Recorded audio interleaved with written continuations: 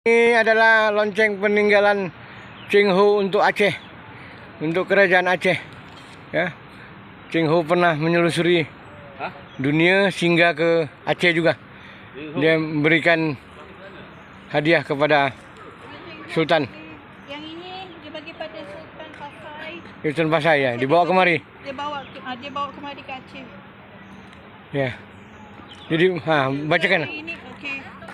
Abad ke-15, Ya, Laksmana Cheng Ho menyerahkan Cakradonya Cakradonya. Sultan Pasai pada salah satu ekspedisinya ke Aceh. Ya, Abad ke-16, Pasai dalam kekuasaan Kesultanan Aceh. Cakradonya dibawa kesultanan oleh Sultan Ali Murayyad Shah.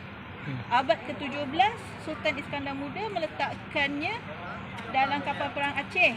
ya, Nama Cakradonya diambil dari nama kapal tersebut. Abad ke-19, Cakradonya dialih lari dan digantung di bawah pohon di depan KANA Regional Belanda Kutaraja. ya. Kutaraja Banda Aceh sekarang. Dan menjadi koleksi Museum Aceh sejak Disember 1915. Oke, mantap.